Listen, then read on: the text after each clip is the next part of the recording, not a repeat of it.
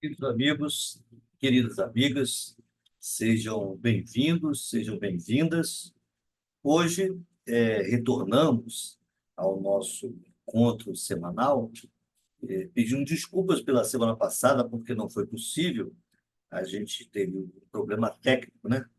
Humano e técnico, não podemos, a gente não pôde, melhor dizendo, estar aqui com vocês. Mas hoje, dia 11 de setembro, de 2024, estamos aqui de volta para trazer um outro tema que eu entendo que é de interesse coletivo. Primeiramente, eu preciso, para começar a abordar esse tema, fazer aqui uma observação que eu penso que bastante pertinente. Diz respeito ao nosso Congresso Nacional e diz respeito aos três poderes da República, né? O judiciário, o executivo e, notadamente, aqui eu tentarei abordar com mais veemência, o nosso Congresso Nacional. O Congresso Nacional, como todos nós sabemos, é composto por 513 deputados federais e 81 senadores da República. Portanto, é composto o parlamento, o Congresso, né, Nacional, por 594 parlamentares. E todos nós sabemos que as mudanças e as modificações que foram feitas ao longo desse período, de 5 de outubro de 1988, quando foi promulgada a Constituição, até os dias de hoje, mais de 130 emendas constitucionais foram feitas, como não deveria ser diferente, pelo nosso Congresso Nacional, né?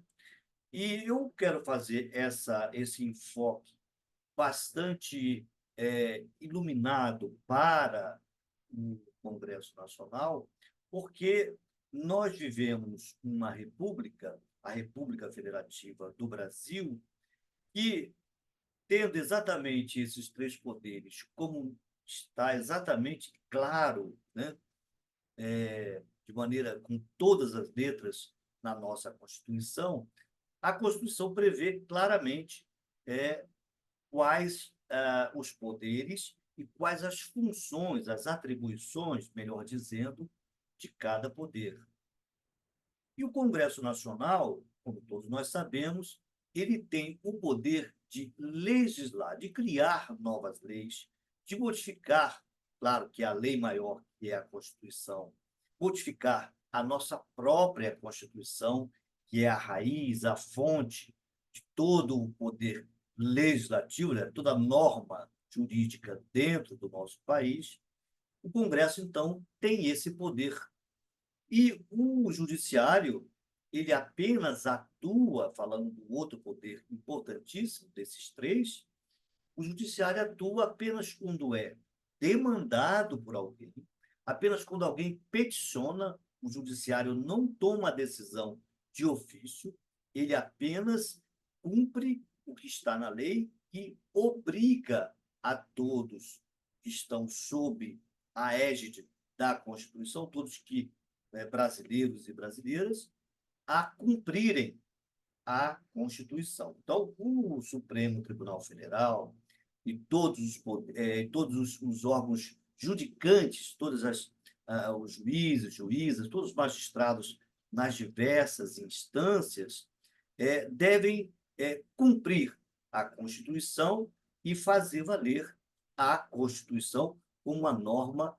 mais importante do nosso país. Então, é, é bom a gente fazer essa distinção, porque como funciona o Supremo Tribunal Federal hoje é decorrente, funciona em decorrência do que foi estipulado e legislado, colocado na Constituição pelos parlamentares, ou modificada ou alterada a Constituição também pelos congressistas.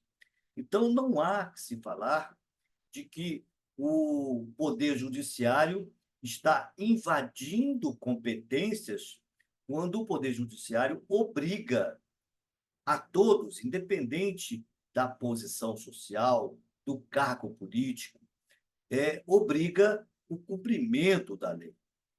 Haja vista a recente suspensão dos serviços do X, que nada mais fez o ministro Alexandre de Moraes do que fazer cumprir a Constituição, cumprir as leis brasileiras. Quem não se adequa às leis brasileiras não pode atuar no Brasil, porque, se assim fosse, nós estaríamos num verdadeiro caos, né? Faço essas considerações porque, em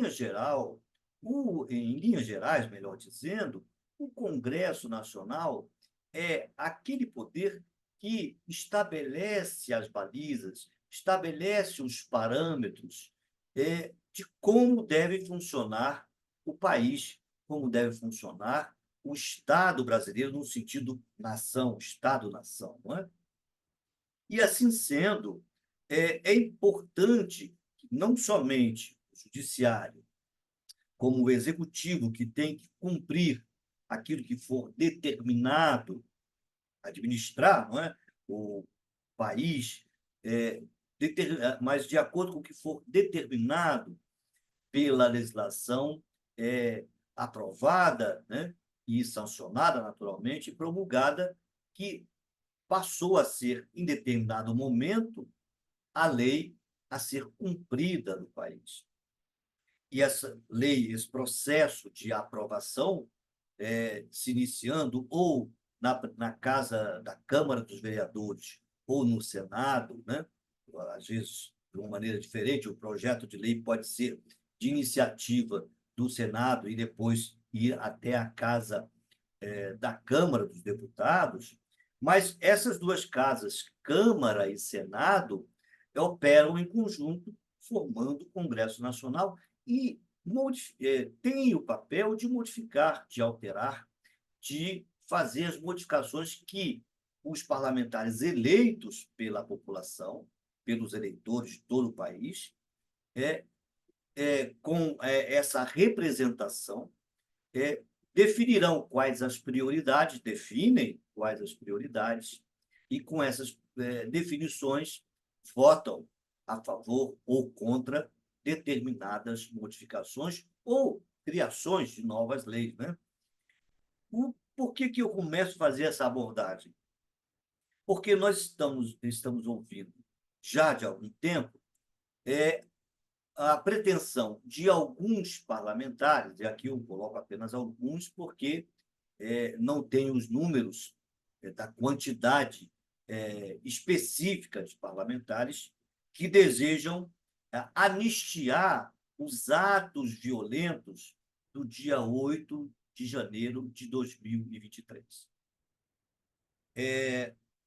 Se o Poder Judiciário, como eu disse ainda há pouco, está aplicando a lei, caso, mais especificamente, o Código Penal, nos seus artigos 359-L e 359-M, não é?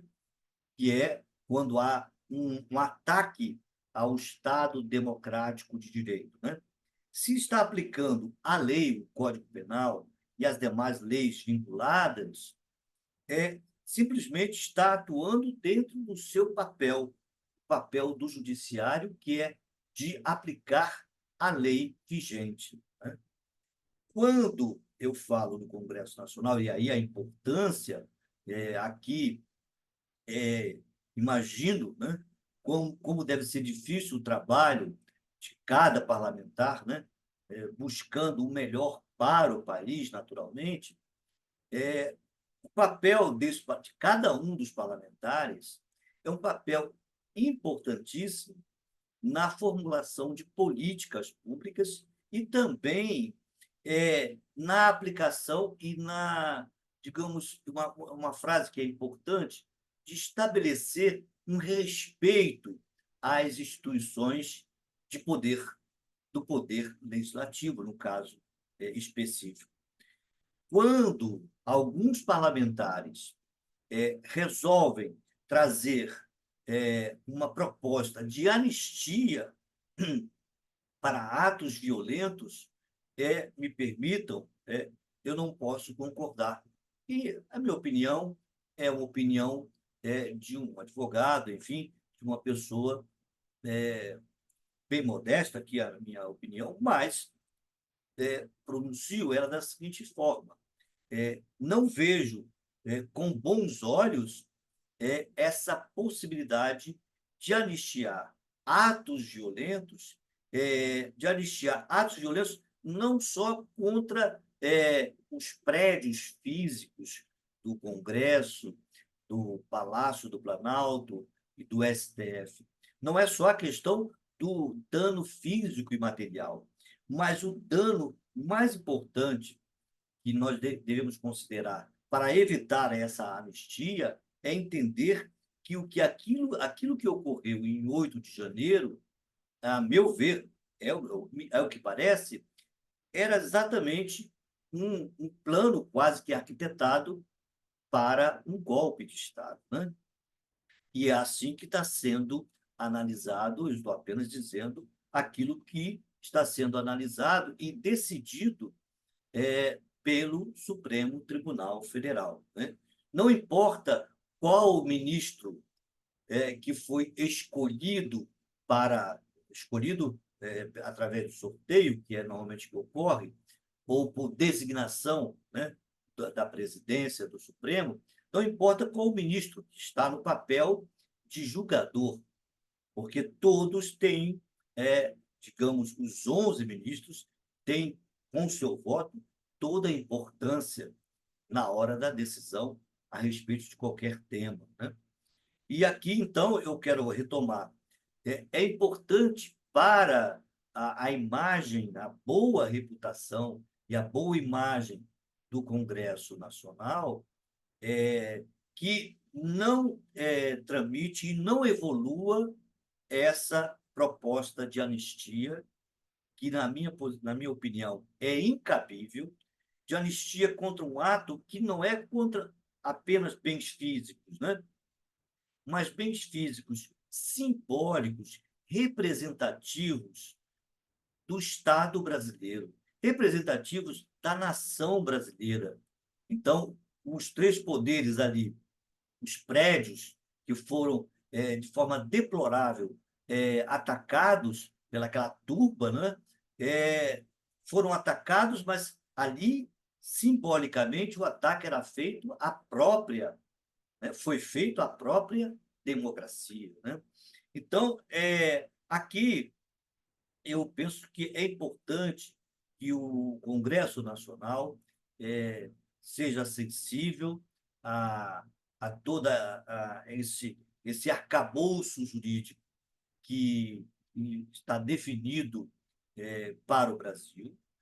A lei existia, e foi uma lei, inclusive, a 359L, 359M, uma lei, deixa eu só abrir aqui para vocês, de 2021, a alteração foi exatamente em 2021, né? Ainda no governo anterior. Então, essa alteração incluiu, exatamente aqui, ó, o 359L do Código Penal diz que dos crimes contra as instituições democráticas. Então, não é apenas, aqui, de novo, é importante dizer, não é apenas o ato absurdo, triste e violento contra os prédios, fisicamente falando, não é? Mas contra as instituições democráticas ali representadas naqueles prédios de Brasília, né? Então, essa anistia está sendo proposta. Eu gostaria aqui apenas, claro que o nosso canal é um canal simples, modesto, feito por mim, por alguns amigos que às vezes têm oportunidade a alegria de recebê-los aqui. Então, mas é importante que a gente demonstre a minha indignação com essa proposta absurda de anistiar pessoas que assumiram o risco e fizeram todo aquele quadro absurdo e violento, né? Agora, não somente aqueles que lá estavam, mas todos aqueles que maquinaram, que tramaram, que de forma bastante, digamos, pela surdina, pelos bastidores, não é? Tramaram essas ações violentas, também precisam ser responsabilizados, independente do cargo que ocupam hoje ou que ocupavam naquela ocasião. Então, a lei, como nós já falamos, logo no início, ela é e deve ser aplicada para todos, todos e todas que estiverem dentro do enquadramento penal que já está definido em lei antecipadamente. Então, como eu estou falando aqui do Código Penal, dos crimes contra as instituições democráticas, o artigo 359 é muito claro, de 4 a 8 anos, além da pena correspondente à própria violência, né? Depois, o 359-M, também do Código Penal, está aqui dizendo tentar depor um meio de violência ou grave ameaça o governo legitimamente constituído. Ora, se não era isso, então o que era, o que foi aquilo no dia 8 de janeiro de 2023? Portanto, aqui, quando eu faço essa, digamos, convocação, não, mas esse meu pedido a todos os congressistas que analisem com muito carinho, mas não aceitem a anistia para pessoas que queriam, pelo que está aqui dito, derrubar o governo, né? Derrubar um governo legitimamente constituído.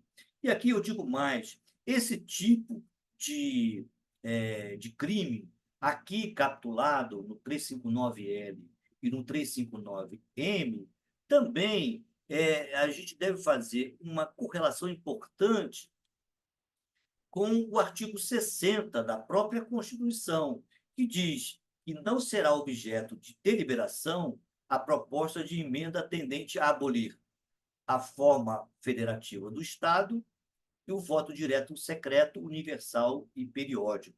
Ora, se o próprio artigo 60 da Constituição define claramente que não pode ser objeto de deliberação uma proposta de emenda que modifique, por exemplo, o voto direto, ou que sacrifique essa questão da separação dos poderes, etc., e as garantias individuais, se não é possível deliberar proposta, que dirá, por meios violentos, estabelecer querer estabelecer uma nova maneira de ser do Estado brasileiro. Então, aqui, o artigo 60 é muito claro. E até se a gente voltar ao artigo 14 da Constituição, esse tipo de ação violenta que nós vimos em 8 de janeiro de 2023 é parecida até um pouco, mas não igual, com a de 20 de janeiro de 2021 nos Estados Unidos,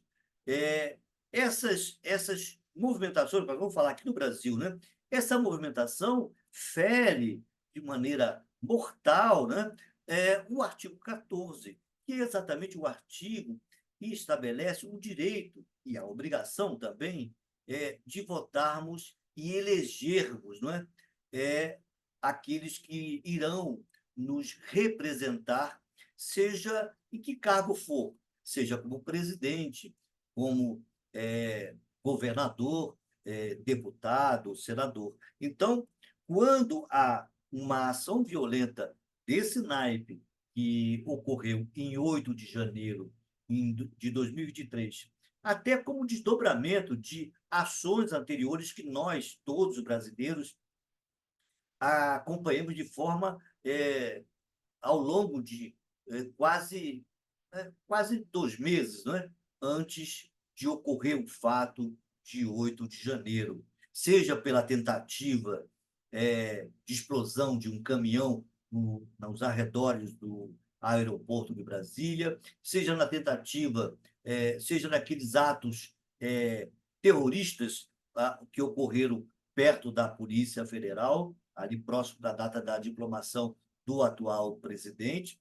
Então, várias outras, aquelas multidões à porta dos quartéis. Então, todo esse processo se desenrolou e acabou acontecendo, vamos dizer, quase que o ápice, no dia 8 de janeiro de 2023. Mas ninguém tem o direito, ou pessoa, ou grupo, é, de se reunir contra o próprio Estado brasileiro. E aqui está, acabei de falar para os amigos e as amigas, o próprio artigo 359L, se quiserem depois anotar, e o 359M do Código Penal, que exatamente tipificam os crimes cometidos por essas pessoas, não é? E aqui ainda, falando do artigo 14, não é, que eu estava aqui comentando, é exatamente o artigo que fala que todo poder emana do povo e deve ser exercido através do artigo 14, que é exatamente o sufrágio, né?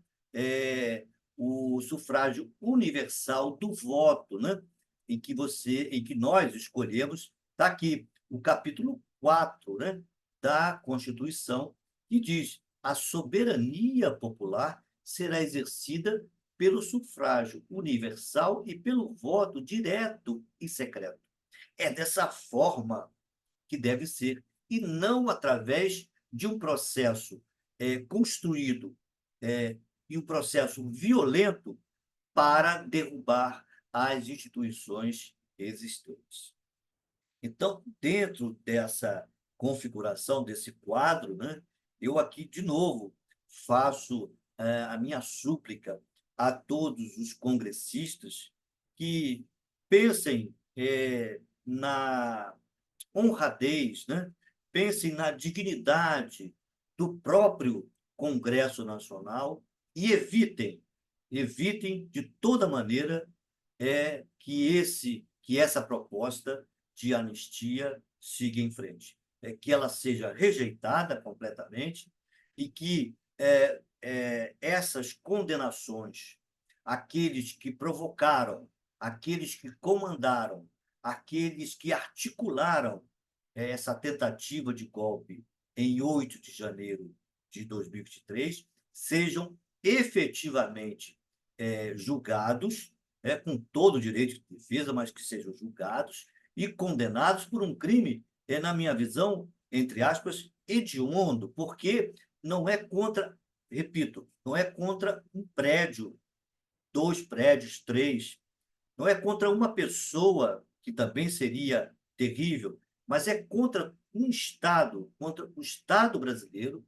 contra a nação brasileira, e então o grau de periculosidade dessa ação de 8 de janeiro de 2023 deve ser considerado, exatamente porque está previsto no Código Penal, mas antes disso, está dentro do escopo da Constituição brasileira, protegido, né? O Estado deve ficar protegido da sanha de alguns salteadores que desejam acabar com a nossa democracia.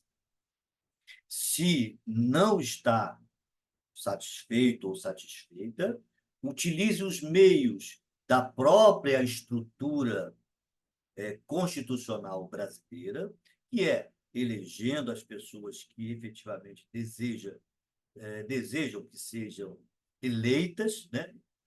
E, a partir desse voto, que está aqui no artigo 14, exerce a sua soberania popular. Ou até, se for o caso, se a pessoa desejar, se candidata, né? Se candidate a ser um vereador, a um prefeito, ou se candidate a ser um governador, ou até mesmo um senador, um deputado federal, um presidente, né? Mas o fato é que não é através da violência, porque se for assim, se a gente for reconhecer que tudo pode ser feito e depois se passa uma borracha, e depois se apaga como se nada existisse, acontece o que está acontecendo no Brasil, né? Nós tivemos uma história truculenta, violenta durante décadas e resolvemos, quer dizer, o país resolveu aprovar a lei de anistia, né? E aqui faço a minha crítica, mas cada um pode pensar da maneira que quiser, é evidente, né? Mas na medida em que a gente vai aceitando as os ataques à democracia, os ataques aos direitos fundamentais, e a cada momento que vai se atacando, vai se retrocedendo e deixando, daqui a um momento estaremos num verdadeiro caos, né? Estaremos numa situação em que tudo pode ser feito, tudo poderá ser feito, porque em algum momento alguém vai se reunir e vai trazer a remissão de qualquer crime que foi cometido. Então, digo eu, para que o Congresso cada vez mais seja potente, seja respeitado, eu penso que o Congresso deve ter um cuidado especial.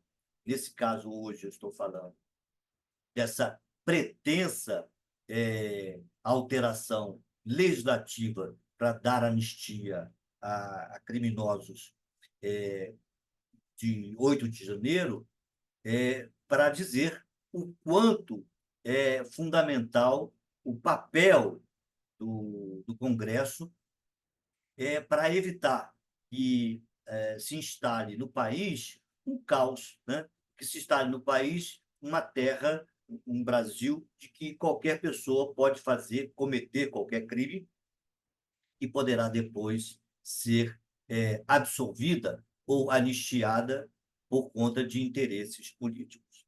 Então, fica aqui a meu inconformismo, a minha irresignação, né, com relação a essa proposta. E agradeço a todos e a todas que me acompanharam hoje, né, e esclareço que esse tipo de tema eu trago como de interesse coletivo, porque envolve toda uma coletividade brasileira. Todos nós, né, brasileiros e brasileiras que vivemos em nosso país, se nós tivermos abalada a nossa democracia, também temos o risco e o perigo de perdermos mais do que muitos já perdemos na nossa Constituição, né? Quantos direitos trabalhistas, quantos direitos previdenciários a classe trabalhadora, a grande massa da população perdeu, né, durante alguns anos, desses últimos anos, por conta de mudanças na própria Constituição. Daí, eu até trouxe ainda há pouco o número, nós temos mais de 130 emendas constitucionais, o que transforma a nossa Constituição quase que numa colcha de retalhos. Então, a gente deve, junto com os parlamentares que nós elegemos, devemos cobrar, né? A gente deve cobrar a cada um deles, a cada uma delas, para que exerçam um papel em favor do Brasil, em favor do nosso Estado brasileiro, em favor da nação, e não em favor de interesses menores, interesses políticos de um grupo, né? Mas sim um interesse ampliado, um interesse de toda a população brasileira. Então, fica aqui nosso papo, né? Aquilo que eu gostaria de dizer para todos hoje, todos e todas, né? Dizer isso hoje. E, naturalmente, que nós teríamos outros assuntos para tratar hoje no início de setembro, quando nós estamos aí um período já de campanha eleitoral, em que muitos se candidataram a vereadores, se candidataram a prefeitos, não é? Em todo o país. Desejo a todos uma ótima semana. Semana que vem nós retornamos com um outro assunto que entendo, ou que nós entendamos juntos, de interesse coletivo.